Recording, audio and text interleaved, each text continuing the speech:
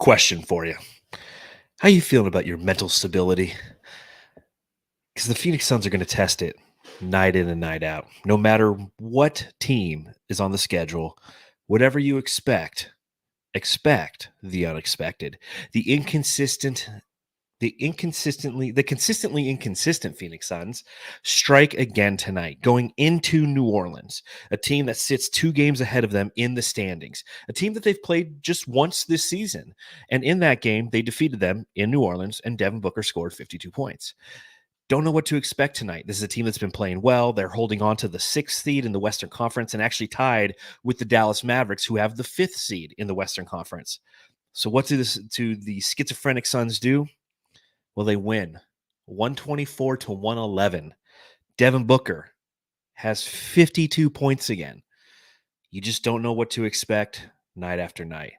And I'll tell you what you might not expect. You might be expecting Matthew, but he's working late tonight. So I'm bringing in the Suns Geek.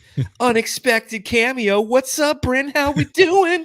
Doing really great, man. The Phoenix Suns get a much needed win. Thank God. Thank the NBA gods.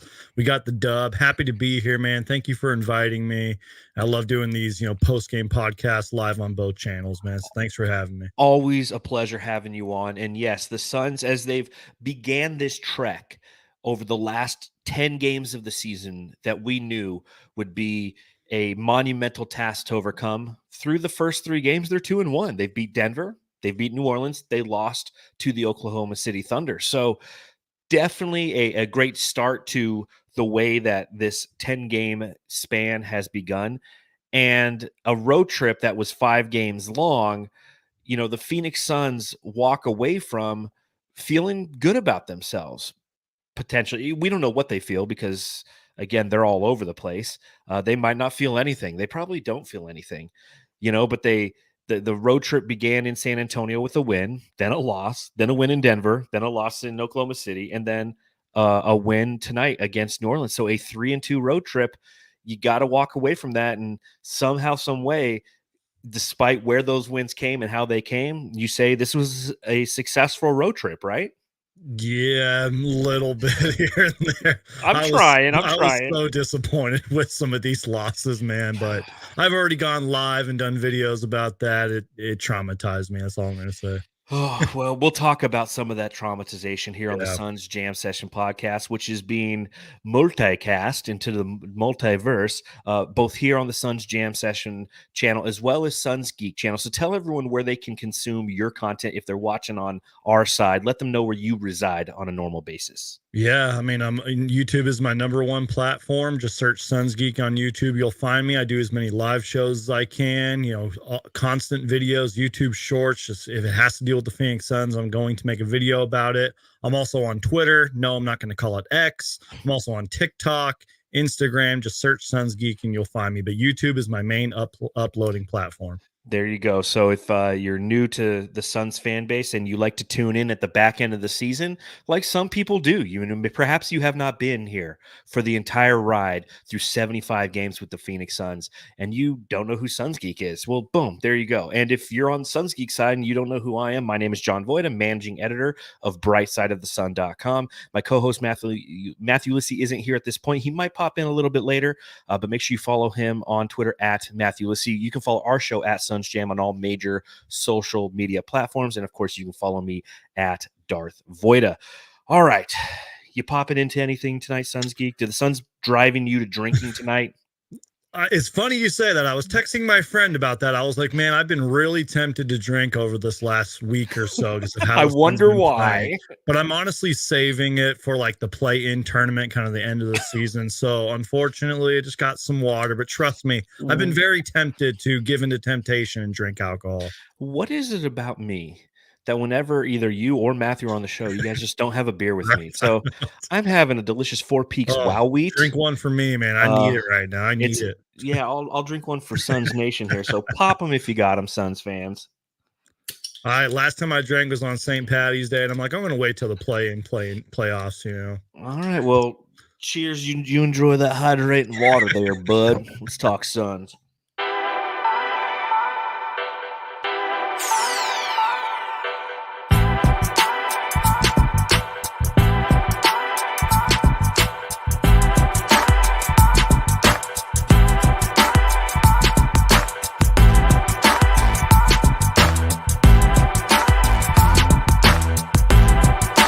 Phoenix Suns pull off the victory tonight in New Orleans, which is it's a big victory for Phoenix because they play this team 3 times. This is a team that we are right around in the standings, and regardless of the result that will happen next Sunday when they play each other for a final time and the only time here in Phoenix this season, they will hold the tiebreaker at least against this team. They don't hold it against Dallas. It's yet to be seen with Sacramento. We don't hold it against the Lakers.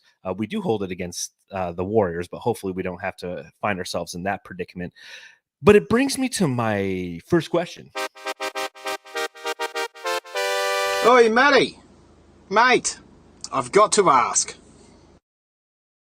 So, Suns Geek, I got to ask, taking a look at this team, they're now 44-31. A huge win, absolutely huge win tonight against the Pelicans. Sounds like you're a little resident on this team because of the fact that they are win-loss, win-loss, win-loss. How are you just feeling overall about this team? Oh, God. Okay. So get into it, man. Whether you're a new subscriber or you're watching me for the first time, please hear me out on this. And you know this, John, I normally keep it super optimistic about the Phoenix Suns at all times, or should I say at least most times. You know what I mean? You go back to the early days of my channel when we were winning 18 games. I was still super optimistic that we were going to turn things around. I am always optimistic and positive about the Phoenix Suns. However, and I don't want to sound like a hypocrite or anything, but this season, man, especially the recent, terrible losses like against the Spurs, for example. And, this isn't Amari Stoudemire's fault, but on Amari Stoudemire's Ring of Honor night, when we had that deflating loss against the Houston Rockets, literally kind of broke my soul. It kind of hurt my fandom. I don't think I've ever witnessed a more disappointing, frustrating, stressful, whatever word you want to use to help you cope, insert that word with this Phoenix Suns season. I almost wore my Riddler hat tonight because I'm a big Batman fanboy, big Riddler fan. I almost wore this hat tonight because the Phoenix Suns are the most confusing team in basketball this season. And again, I'm sorry to bring the negativity to a win, but it has just been so stressful, so deflating. This team makes no sense. It's not negative when it's reality. Preach. And you're simply reporting on what we've all been experienced this entire season. And we're all kind of at this point right now where even in a victory like tonight, that is paramount for this team moving forward. This is a team that is trying to avoid the play-in game, right? They're trying to just solidify a permanent spot in the postseason without having to either host a play-in game or, if they lose 2, they're out, or lose 1, they're. I mean, there's a bunch of different scenarios when you're one of the 4 teams slotted 7 through 10 in the Western Conference that you just don't want to be a part of. When you add to the fact that this is a team that has Devin Booker, that has Bradley Beal, that has Kevin Durant, and to be in that situation, you not only find yourself frustrated and confused, but on a night like tonight with the win, you just don't know how to feel because when they play the Cavs on Wednesday at home, they get smacked right in the face. So you are tentative to have any excitement, and that's where I believe, what you're expressing, Suns Geek, how I feel day to day. There's no identifiable trends with this team. There's nothing you can sit and go, okay, they need to work on this, because you've talked about it.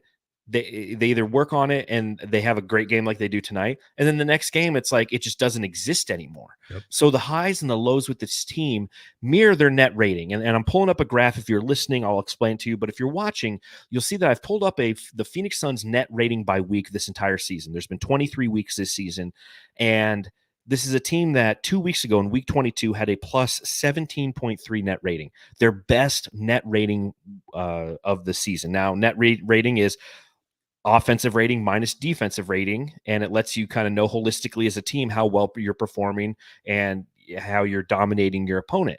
And it made sense. A couple weeks ago, they played against a undermanned Hawks team, an undermanned Philadelphia 76ers team, so they did what they needed to do, and they did so in an impressive fashion.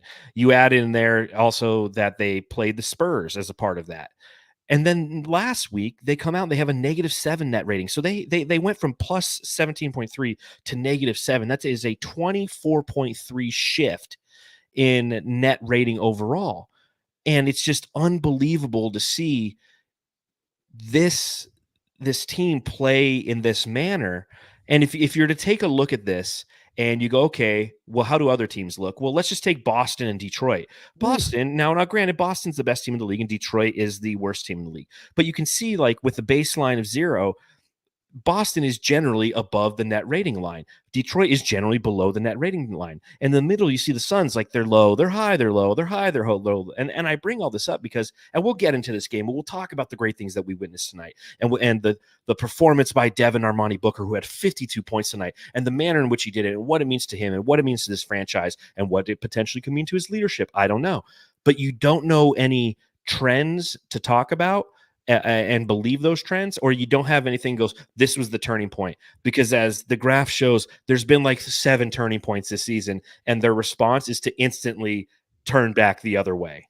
I absolutely love how you broke that all down with the net rating and everything, and how you just said, like, there's no like turning point in the season. Like the other night, like, shameless plug here, but the other night when we lost to the OKC Thunder without SGA, by the way, yeah. I went like 10 minutes, maybe even 15 minutes without actually talking about the game. I was just like ranting and venting about the frustrations. And again, I'm so sorry, Suns fans, like, to be this negative, but it's so true. Like there's no like how you kind of worded it. You can get like kind of excited after this kind of a win, but like, now it's all about the Phoenix Suns just following up at least the first half effort, because we were absolutely unstoppable and incredible in the first half. It's about just following it up. And then even after that Cavs game, we got to follow up that again. Like we don't know what this team is going to be headed into the playoffs. Actually, we do know what they're going to be. They're going to be a major question mark headed into the playoffs. Yeah, and that's why, again, there's a lot of things that I saw tonight that I enjoyed watching, but I just don't know if they're sustainable or game after game, week over week. And none of it really matters until the postseason happens, because if it's not sustainable in that format against the best competition in the NBA, the season's over. Preach. And that's where you just kind of end up. So we'll talk about this game again. 124 to 111. The Phoenix Suns do a great job of exuding their dominance over the Pelicans, and they did it primarily in that first quarter. That's what really was their saving grace. 46 points they score in the first quarter. They shoot 16 of 24 from the field, which is 66.7%. They shoot 9 of 14 from beyond the arc, which is 64.3%. And Devin Booker has 24 points and goes 5 of 7 from beyond the arc. Big Dick Booker. That 24 points is just how Booker opened the game, and I can tell everybody the why. Why did he have 5 3-pointers? Why did he have 24 points? It's real simple. I was at work today. I was talking with a buddy, and he goes, hey, there's this prop bet that FanDuel has right now, and is CJ McCollum and Devin Booker both going to get 3 3-pointers each? And my response, it had nothing to do with CJ McCollum, who actually ended with only 2 3-pointers. But I go, there's no way Devin Booker's getting 3-pointers. He's gone like 18 of 56 in their last 10 games. There's no way that he's hitting 3 3-pointers. He won't even hit 2. And so he has 5 in the first quarter. So that's the why, everybody. Me and my betting. Devin Booker. But I didn't bet it, though. He was a fly on your wall. He heard you. He heard you talking trash. He heard all those bandwagon fans that were tweeting him, asking Devin Booker to ask out of Phoenix. He said, "All right, hold my beer," and he came out with 5 freaking 3-pointers in the first quarter. Absolutely insane performance, man. That first half was just absolutely spectacular. And I think I saw like a tweet or whatever, like he joined Wilt Chamberlain, like as. I forgot what I'll have to pull it up. But he joined Wilt Chamberlain as the only person to score 50 or more points against the same opponent in 3 consecutive games. Yeah, like before I butchered that, what I was trying to say was just he was breaking records, setting records, finally got 7 threes, finished the game with 8, you know what I mean? Yes. Finally broke that little curse that he was on. And just the fact that he's had multiple games with 6 threes or more is just absolutely spectacular. 52 points for Devin Booker, man. And I know he was 8 for 16 from 3, but he was 19 for 28 from the field tonight, and he had 9 assists. Yeah, and yeah, the 9 assists again. So I mean, that's another at least 18 points that he contributed on. So Yep. he's responsible for 70 of the 124 for the Suns. But going on more that record-breaking, when you start to put up point totals like this, you're going to get some interesting stats that kind of come out of the woodwork. 24 points in the first quarter. That is the most 20-plus point quarters in the NBA since the start of the 2016 17 season, which is 8 seasons now. He's done it 27 times.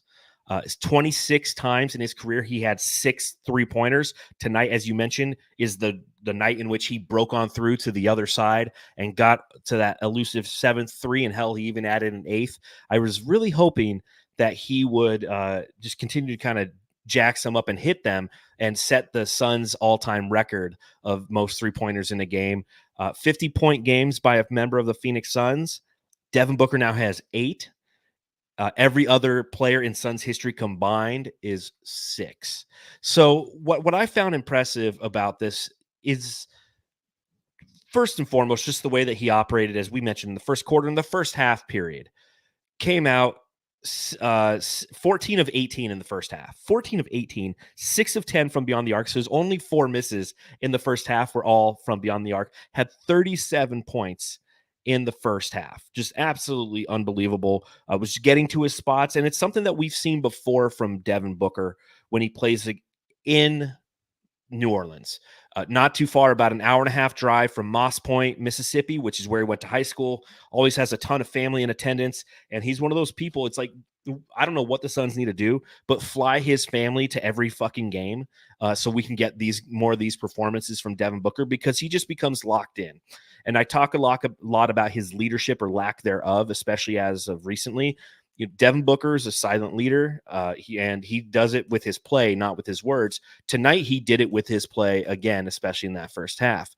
Locked in, getting to his spots, has no issue navigating the the long arms and defense of the New Orleans Pelicans. I mean, what did you think about the way that he was getting to where he needed to go and the difficulty of the shots that he was making?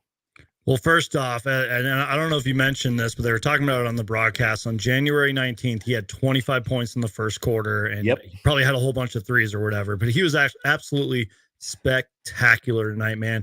I don't know what the defensive scheme, if you even want to call it that, for former Phoenix Suns assistant coach Willie Green was tonight, but they were also talking about it on the broadcast. They kept going under on Devin Booker, and he was just like, all right, I'll just dribble and then shoot. And even when he was guarded, he would just kind of get that isolation. They wouldn't send any double teams, and he just took advantage of it, man. He was just absolutely spectacular. And even when they would kind of close out on him, he would just drive to the rim and get whatever he wanted. And you knew it was a special night, man. Even before the first quarter ended, man, it was just one of those special nights where it just seemed everything was going for him again, especially in that first half. And it was more surprising when he would miss than when he would make it. You know what I mean? Like, he had that beautiful, he was sort of near the corner and he posted up a little bit. And he did that little turnaround where he bounced it once and faded back. Looked like Kobe a little bit right there. Just absolutely spectacular, man. Got whatever he wanted in that first half.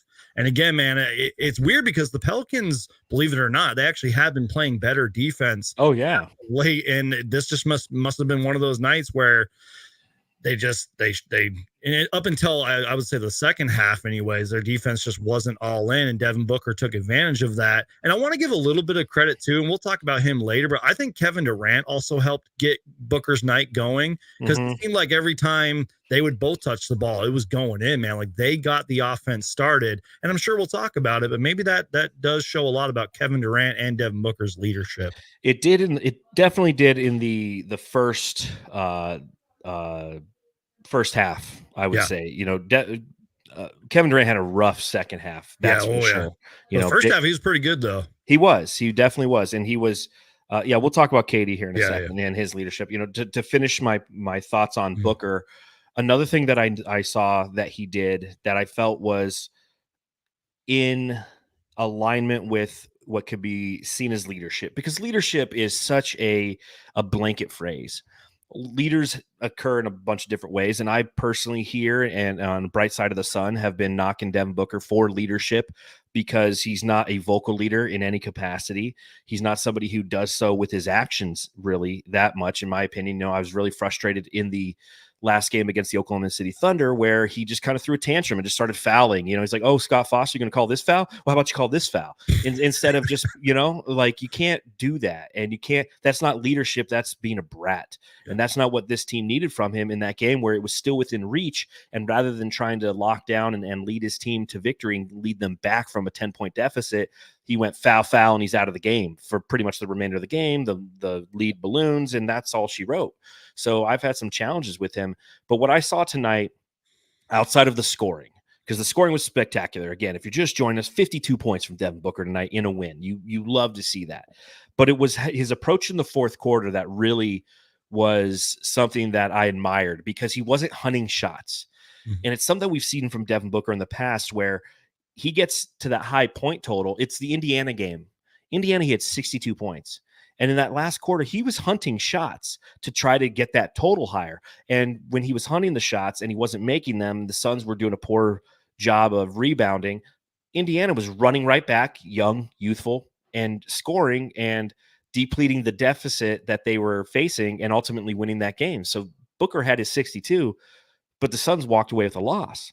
In this game, Devin Booker in the fourth quarter comes back in with 8 minutes left, and he doesn't shoot for quite some time. He does shoot a three, misses, but he's passing the ball because he's recognizing what the defense is doing. Because as you mentioned, Suns Geek, at the front end of this game, they were going under on him every time, so he was taking advantage. Well, they were blitzing him with doubles in the fourth quarter, and rather than trying to force it, which we've seen him do before, try to split a double team and turn the ball over, he was passive. He got rid of the ball, and ultimately it allowed his team to have an opportunity to be productive. Now, to their discredit, his teammates weren't productive in the fourth quarter, and the lead was constantly being whittled down. I mean, the Suns. Gosh, what did it get down to? I feel like it was like 7 points. Oh yeah, dude, it was a 7-point lead because I tweeted something out. The Phoenix Suns blow another big lead again, like classic Suns. You know what I mean? And they were up 27 or whatever, and it felt like it would be like a 10-point lead or a 15-point lead, and the Pelicans would cut back into that. And that's where I do want to give the Pelicans credit that their defense was atrocious in the first half. But right when that second half started, they made the right adjustments and kind of just took the Suns out of their rhythm and their pace. Let's say Booker would have went off for like 62 or whatever. I still feel like the defense would have picked up by the Pelicans. It just seemed like they were shut out of their rhythm. They did a good job of sort of containing Booker and really just containing a lot of our guys out there. And they cut back into the lead. And that's basketball, man. And credit to the Pelicans for making those adjustments and making this a close game, man. They did, but it was Devin Booker who at that point said, okay, I'm no longer going to be passive. And he went down and he got a couple shots to fall. And those were kind of the nails in the coffin because, it was a 7-point game. And then all of a sudden, boom, we're up 9. And Zion's doing everything he can to try to get to the line and slow the game down. But at that time, because of the shots that were made by Devin Booker in the fourth quarter, the Suns pulled away enough to get that victory. So if I remember too, weren't they like drives to the rim? Like he just laid them both in. Yeah. I was like, that was kind of when I knew. It's when they didn't blitz him. He instantly, he said, hey, before you blitz me, I'm attacking. Exactly. And whereas before he's like, too. But before he was saying, hey, bring your blitz, bring your double, and I'm going to try to set up my teammates. Ultimately, as I mentioned, didn't work. He went in the fourth quarter alone. Devin Booker was 2 of 3 from the field. Outside of that, the rest of his team was 5 of 19.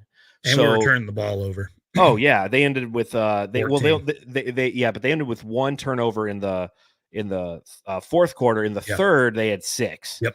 In the third, they allowed 10 points off of turnovers. Yep. In the third, they allowed the Pelicans to score 36 points whereas they only scored 29. So that was kind of like the oh shit. Exactly. The oh shit quarter. The fourth quarter, they went like they had 11 consecutive shots that didn't go in. Yeah. And thankfully the Pelicans weren't making them pay for it as much as they potentially could have. So, again, a solid win by the Phoenix Suns and solid fan base that's showing up here and supporting both the Suns Jam session and Suns Geek channel. I want to get to some super chats real quick. So if you're watching along live on our YouTube feeds, thank you for doing so. Please hit a thumbs up while you're doing so. It's one of the best ways to support the podcast and the channel for Suns Geek. Classy Nasty, $1.99 in the super chat says, keep up the good work, Suns Geek. Thank you. Parker Hines, $9.99 in the super chat. The most perplexing Suns team I've ever seen, Parker says. Preach. One day they will play like they can give Denver or Boston a run for their money or lose 3 games to the Spurs. Make it make sense. For I real. can't make it make sense. Can you, Suns Geek? Nope, not at all, man. So frustrating. And then we have Harlem Vega, $5 in the super chat. He says, the Suns Geek and the Phoenix Suns go together like rum and coke. Now I really love it. wish I was Yeah. drinking tonight. You know, if you're hanging out with me, you're going to want to have a I know. beverage. And then last but not least, Biscuits and the Bear always donates to the channel, whatever the final score deviation is. I don't know what the word is. Difference. There you go. $13 because the Suns won by $13. And Biscuits and the Bear says, what the fuck was that third quarter? Granted, it felt like the refs swallowed the whistle that second half. I really thought the Suns might lose. I really need to see 4 beautiful quarters against one of these games. I agree with the schedule that remains ahead of us. I think the one thing that will allow us both to be positive consistently in what we're witnessing is if we actually get just that complete game against a really good opponent. But we even know then it's like that'll happen. Then they'll come out, they'll lay an egg the next. So it's just get me to the playoffs, baby. Just get me to the playoffs. Yeah, I feel like the only time we've really seen the Suns play for at least close to 40 minutes was when we blew out the Wizards. You know what I mean? And that feels like a lifetime ago. And that was against the Wizards. Is against who are in year 1 of a very long, deep rebuild. Yes, new ownership and everything. You know, the Dogs dogs are freaking out. I'm so sorry. Well, the dogs aren't the fans of the Wizards. They're like, Jordan Poole, fuck that guy. So let's talk about Kevin Durant. We already talked about him a little bit. Let's talk about him. Who the heck are you? I'm Kevin Durant. You know who I am. Y'all know who I am. Did anybody see a sniper? Did anybody see anything? I'm one of the best players to ever play the game. Kevin Durant in this game ends with 20 points on 7 of 19 shooting, so a 36.8% shooting night, not the most efficient from KD. That include 27.3% from beyond the arc as he shot 3 of 11. He did have 3 assists. He did have 7 total rebounds, did have 3 turnovers. And it was the second half in which he really struggled because that first half, he was 6 of 10 from the field and 3 of 6 from beyond the arc. But the second half, he shoots 1 of 9 from the field and 0 of 5 from beyond the arc. And a couple turnovers, like KD kind of does, that were kind of like, what the heck was that turnover? But as you mentioned earlier, the way that he kind of allowed Devin Booker to cook and absorb the gravity that was occurring, that's what allowed Booker to open up. I wish we would have seen a better performance from him in the second half because you need some of that consistency, and his shot's just looking a little off, isn't it? What's your dog's name? I'm so sorry about my dog. His name's Spunky. Hey, Great Spunky's dog. being spunky, man. There's nothing wrong with that. He's a golden retriever. And podcast listeners, any listeners, I do apologize for the barking. No, I love golden retrievers. If you're an OG Suns Geek viewer, you know that my dogs always make cameos in the videos, Yes. especially during the live shows. But anyways, to try to answer your question, yeah, man, of all nights for KD to have like a really bad second half, it sucks that it had to, happen in this game because this game probably would have been a legit blowout if KD has a better, second half and everything. But again, I do want to give him credit, man, because I really did feel like the way he contributed in the first half really helped Booker kind of get free, if you will. And he was doing all he could out there, but it's just one of those rough nights. There were times where there probably should have been a few foul calls his way. And yes, there was one there. I took a lot of L's this year. I'm not afraid to admit that. But one L that I took, man, was Kevin Durant and his turnovers. And sometimes they're just the silliest, sloppiest turnovers. Sometimes he tries to go in and draw a foul and he'll just lay there and not complain to the ref. I'm like, Get back up, KD. I understand you're Kevin Durant, but get up, man. Run back on defense and everything. Bradley Beal does that sometimes too. Yeah. But I don't know. I don't really know if this really answers your question, but just kind of a tough second half for Kevin Durant, but still finished with 20 points, 7 rebounds, 3 assists, and he only had 3 turnovers and 2 steals. So for what it's worth. Yeah, his shooting hasn't been as dialed in as Yeah. as it's Like efficient. yeah, like Yeah. like he has in the past, right? And it's funny because it's like it's rare when you get like when KD's struggling, Booker's efficient. When Booker's not efficient, KD's efficient. That's kind of the duality of the Right. Suns at times. But at the same time, a solid game by him, and the way that he was just navigating on defense. Like that's what I noticed from him in this game, because you have a team in New Orleans that has been feeling themselves a little bit recently. Like Herb Jones has been feeling good about himself. Trey Murphy. He's Yeah, been so damn good. he's been smoking, man. He was 4 of 10 tonight from beyond the arc and 7 of 14 overall, had 21 points. But don't let that fool you. He is so damn good. He is, and that's still a good, six rebounds, 4 assists. He's somebody who's definitely coming into his own. Yeah. And it was Kevin Durant who took down that defensive assignment. And a lot of times we'll sit here on the podcast, both Matthew and myself, and we'll really have a good conversation about the opportunities that lie ahead for Kevin Durant relative to his offense.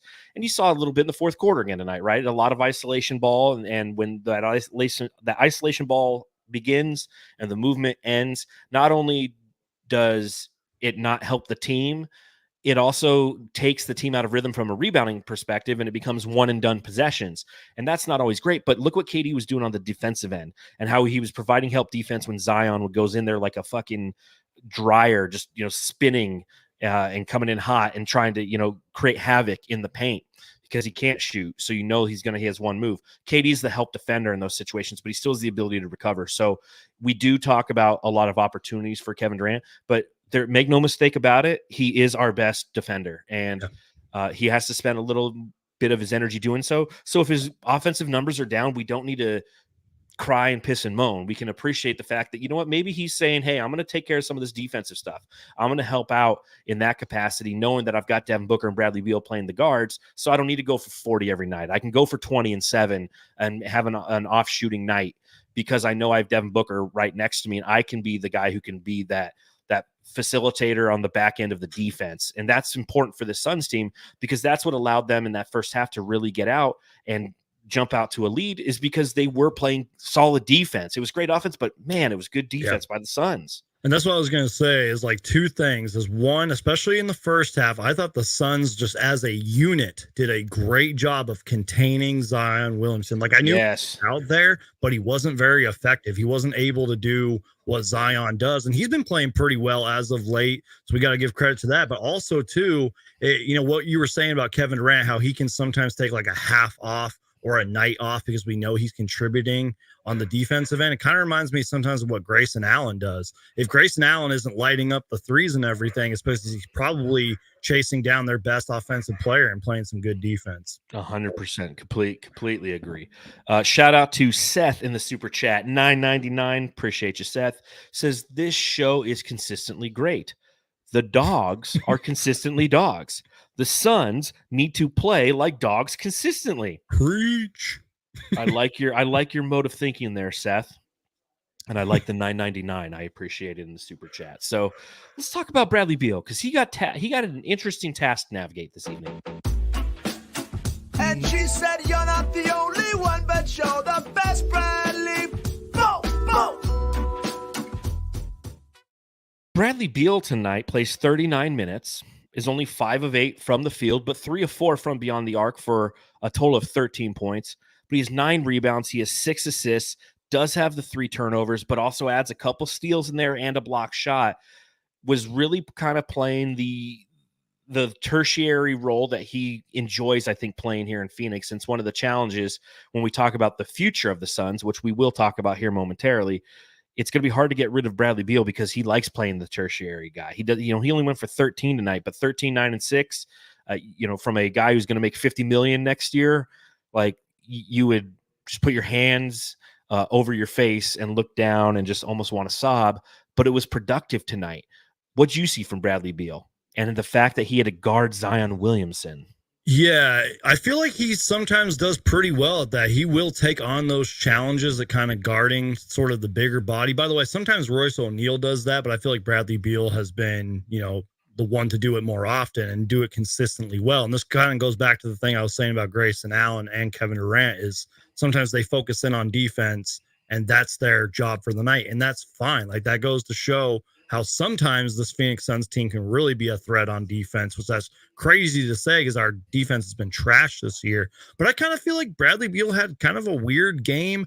I don't know if it was just because he was focusing in on the defensive end. Maybe he was trying to be our point guard tonight. He only had 6 assists or whatever, but a couple kind of silly turnovers as well. Yeah. Like one in particular, I think he fell on the floor or whatever, but like some silly turnovers here and there. He did hit kind of the dagger though, that dagger 3, which was much needed.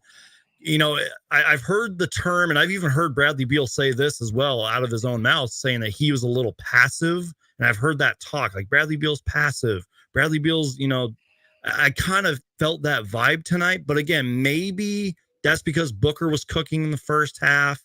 Maybe that's just because, again, he had a lot to do on the defensive end. And maybe that's, again, going back to the Pelicans' second half defense. I don't know. Kind of a weird game. Yeah. But I mean, 13, 9, 6, only missed 3 shots, not too bad, not great, but not terrible either. So again, don't know if that answers your question, but a weird Bradley Beal game. Agreed. It was very weird. And one thing that I noticed, and I wrote down in my notes, and there's something that we have to accept, is he's not a point guard. Yeah. Because of some of the turnovers. I mean, he just makes some dumb, like the Silly pass to Bull. Yeah. Do you remember that one? Bull's like 80 feet tall, and he threw it over his head, like 7 rows deep. Does that to deep. Kevin Durant a lot too, by the way. Yeah. So that's not what he is. I do think that he needs to go up to Devin Booker, after this game, knowing that they're flying home to Phoenix, go up to Devin Booker and be like, hey, bro, can I ask you a question? Can I get a pair of Book Ones? Because Bradley Beal slips over the court so much, he needs a new pair of shoes. Maybe the Book Ones got a little better grip on him. I don't know. I do know I have a pair. He also had that one turnover where he drove into 5 Pelicans players. And I even saw his body language afterwards. He was just kicking himself after that. That was a frustrating turnover. So Aussie Suns fan says Beal is focusing on what everyone has been screaming for. He is focused on the facilitating piece of the game. He had 3 turnovers for the game. I think we are focusing on the wrong thing. But that's where my challenge is. If he's focusing on pure facilitation, he's not doing a good job of it. Yeah, exactly. In my opinion, because he gets himself kind of stuck, if you will, and he's better. The perfect version of Bradley Beal from a facilitation standpoint is when he penetrates and pops, not when he's trying to direct high screen and rolls and read defenses accordingly. No, he is an aggressor, and he is a fuck shit up guy if he gets to the paint. When Beal touches the paint, good things happen. But on the perimeter, he's not a great facilitator, and that's the challenge. And that's what we saw a lot tonight was he wasn't penetrating. He was shooting, and he was staying on the outside. I don't know if it was the size on the interior that scared him with Big V and with Zion there, or if he was tired from being the guy who had to primarily guard Zion, because Zion plays point for the New Orleans Pelicans a lot, and so they put Bradley Beal out there on him to be a pest on him.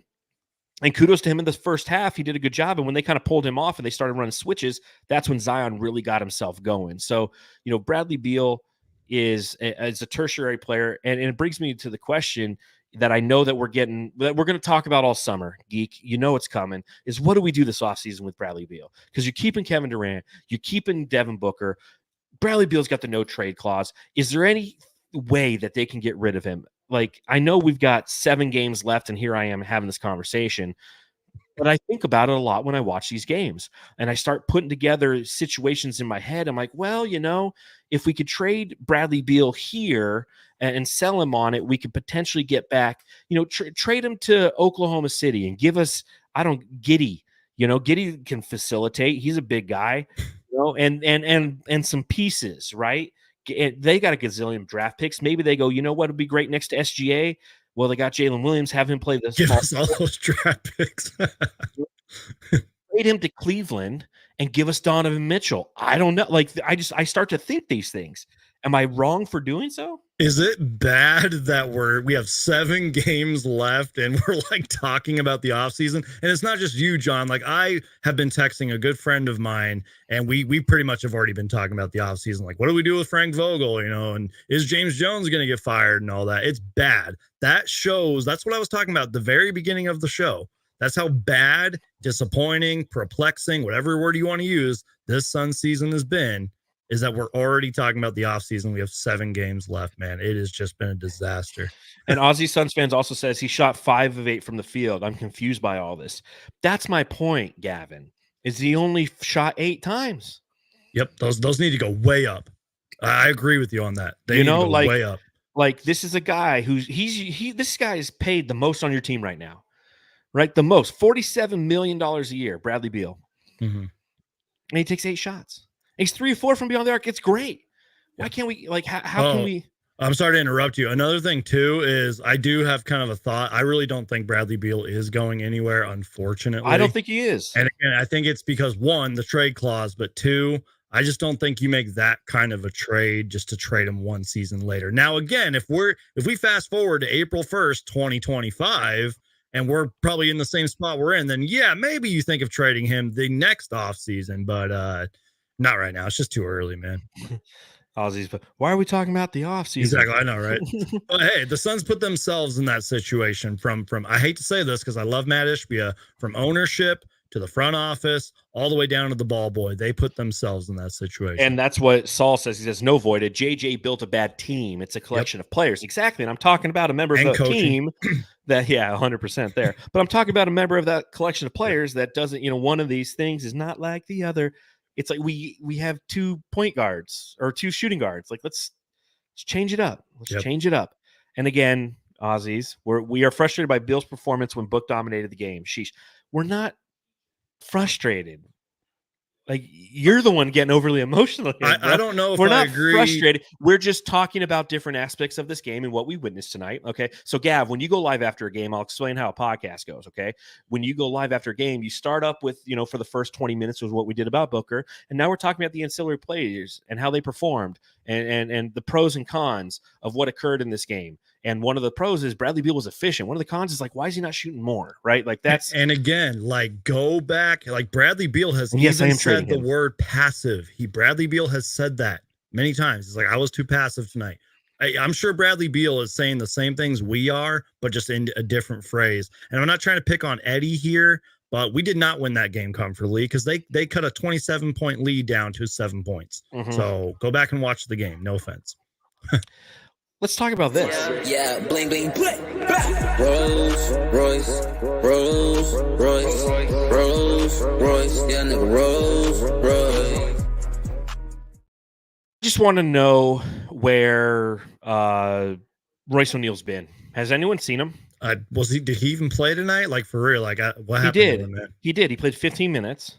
Oh, He I had didn't know 2 that. points. He was 0 of 3 from beyond the arc, 4 rebounds, 1 assist, 1 steal. Like, he came in like a fireball. He was impactful. And if we want to progress in the playoffs, so our season doesn't end, so we have to start having conversations about Bradley Beal being traded, then we need Royce O'Neal to play better too, right? Yeah, we won the game. We won by 13. Okay. Yeah. Could be better.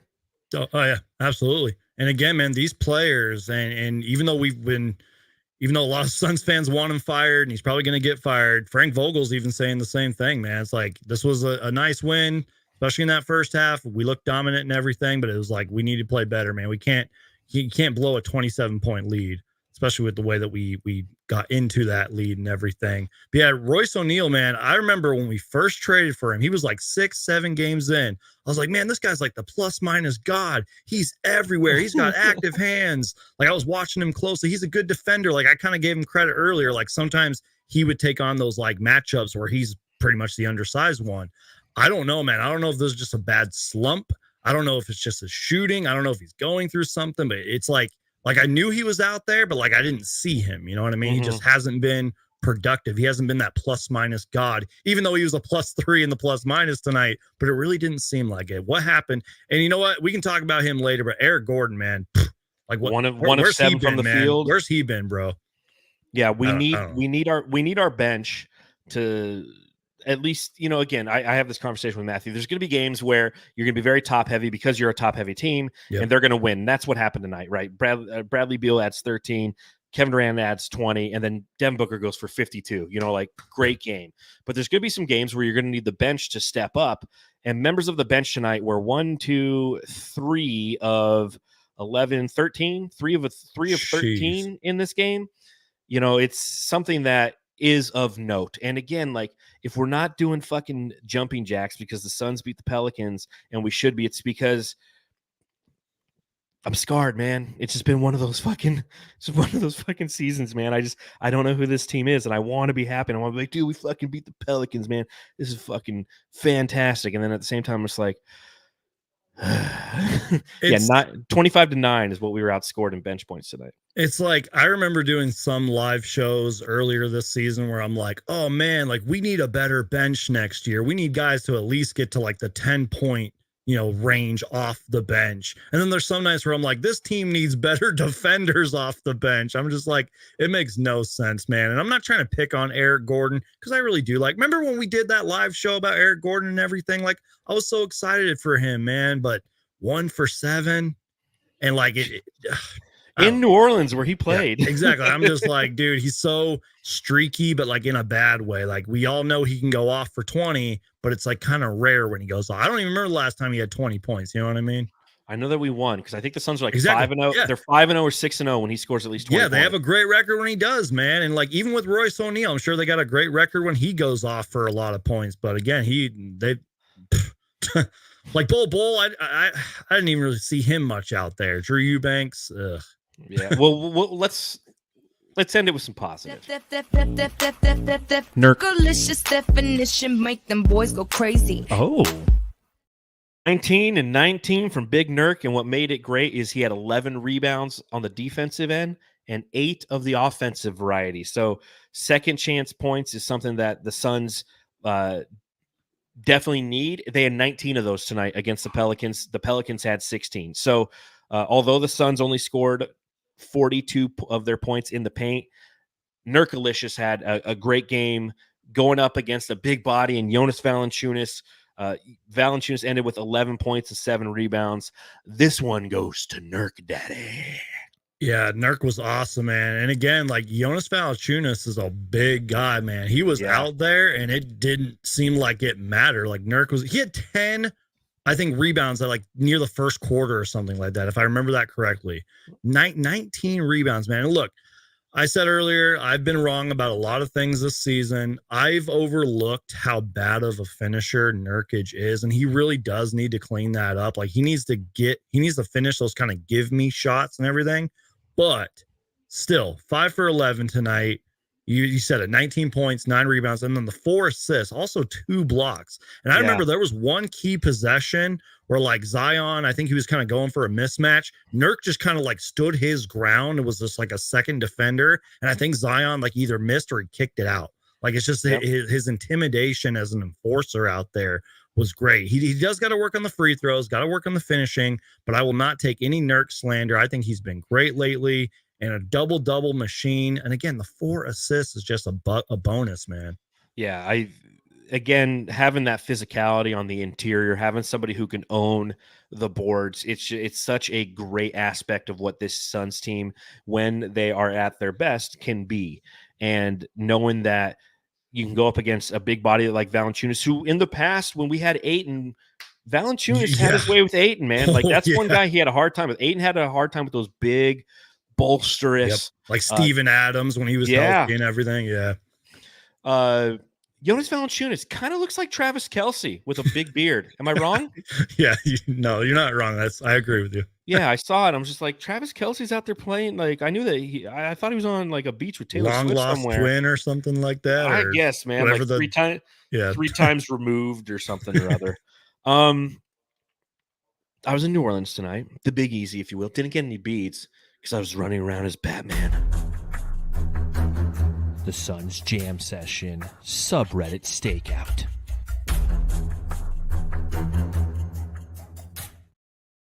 Riddler, you bastard. Riddle me this, asshole. No, so not a lot of action about, and this is what was surprising because for those of you who've been watching the Suns Jam Session podcast for quite some time, you might remember a couple of postseason series ago when we played the Pelicans, and I believe we were doing the subreddit back then. And, obviously with the postseason, there's a lot of extra chatter. Tonight, there's a couple things that were at play. for the subreddit for the New Orleans Pelicans. One, they didn't talk a lot of shit about the Suns. It was mostly self-loathing issues that they're experiencing with their team that they were having discussions about. Zion shitting the bed in the first half and not having the ability to play perimeter defense. And this team allows opposing teams to get out quick, and then they're playing from behind a lot. So they were having a lot of those conversations.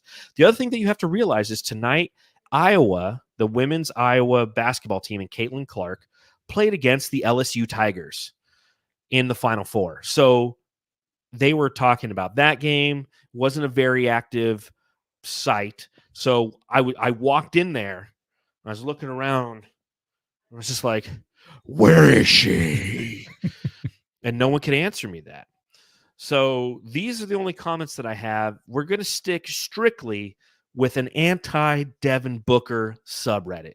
Because that, you guys, as we mentioned before, this is the second time this season that Devin Booker scored 52 points against this team. He is averaging 52 points a game against the Pelicans this season. He has scored 50 or more points against the Pelicans over the last 3 games, tying Wilt Chamberlain for that mark to score 50 or more points against one opponent in 3 consecutive games. Okay. Suns Geek just left. I have no idea where he went, so I might have to end this thing up by myself. We shall see. And he's back. The Riddler. Holy my shit. Bad. I meant to just, my bad. it's all good. So technical difficulties. So here is what the New Orleans fan base had to say about Devin Armani Booker. Can we legally ban Booker's family from the arena? Just thinking about solutions. Every time Book shoots, I clench my cheeks. If Book played for us, he'd win MVP 5 years straight the way he shoots here. Fuck my life. I hate Devin Booker. I am going to hit Devin Booker with a hammer. Booker is fucking possessed right now. And the last comment. What voodoo man did Booker make a deal with to become Prime Jordan against us every time? And that's the subreddit stakeout. The Suns Jam Session subreddit stakeout.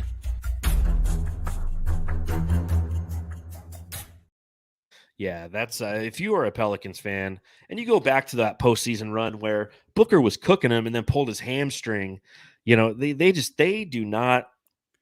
That's one team that he owns. I feel like all those subreddit stakeout comments, especially this one in particular, are like those 2 Mavericks fans when they called Kevin Durant a bitch, and they're like, "Hey, what's up, KD? How you doing, man? We love you." Like it'd be like that situation, you know what I mean? 100%. They're like, "Oh no, we love you, Booker." Yeah, right. I got a podcast, man. You want to listen to my podcast? So good. Anything else that you had on this game? You know what?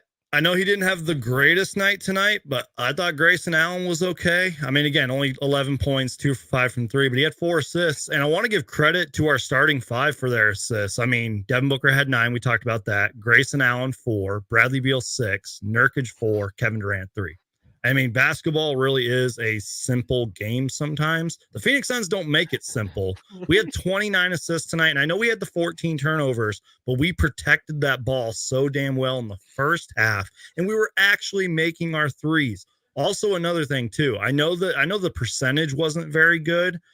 We shot 38% from 3 tonight, but 47 attempts, and we made 18 of them. Frank Vogel's talked about it. I'm sure other players have talked about it. If we can get it to like 30, 35, we shot 47 of those things. If we can get it to 40 50 of them. Yeah, get it to 40, shoot 50. I don't even care.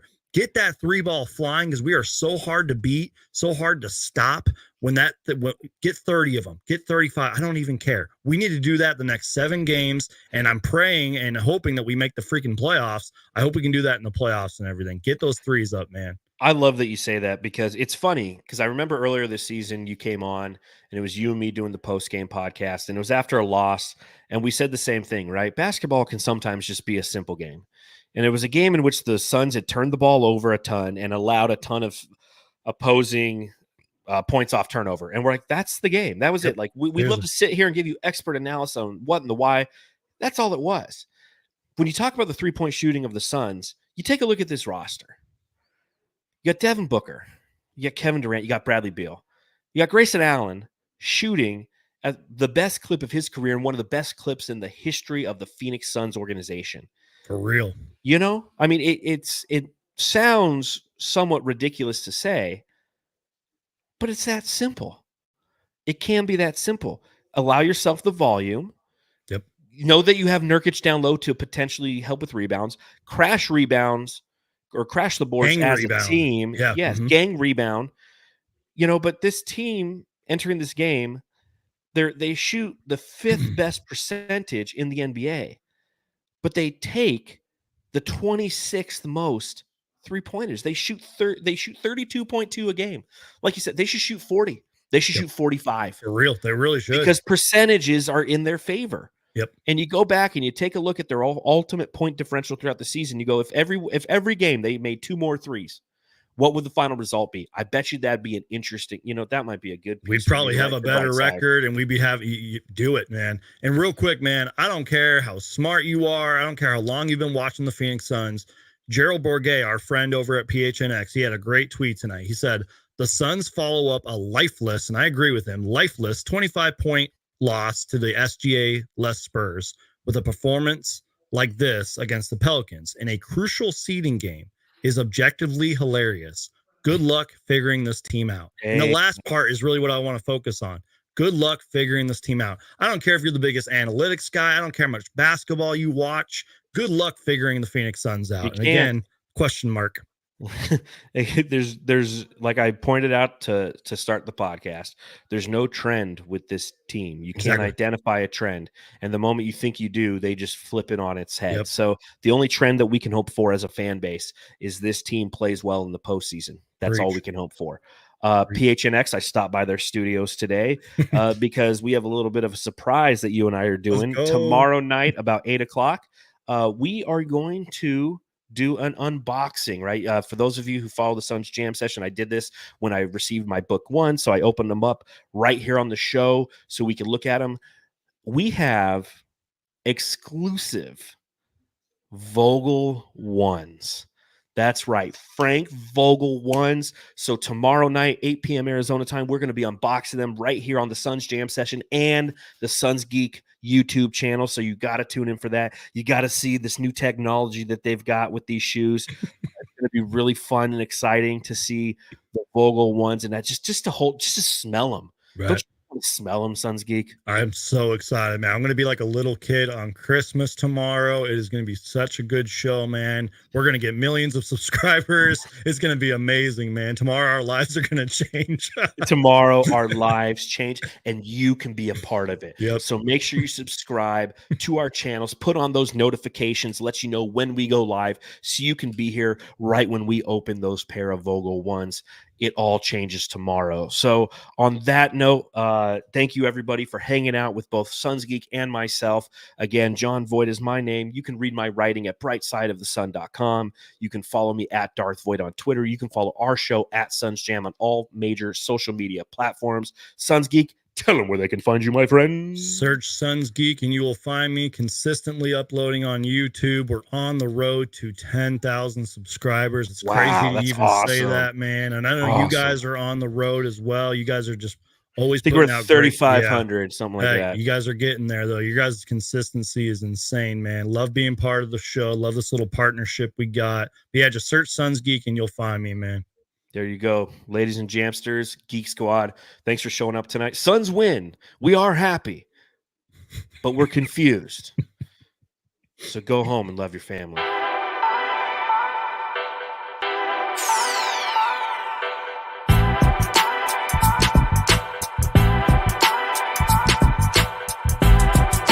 Oh, yeah, Devin Booker, Jam Star of the game.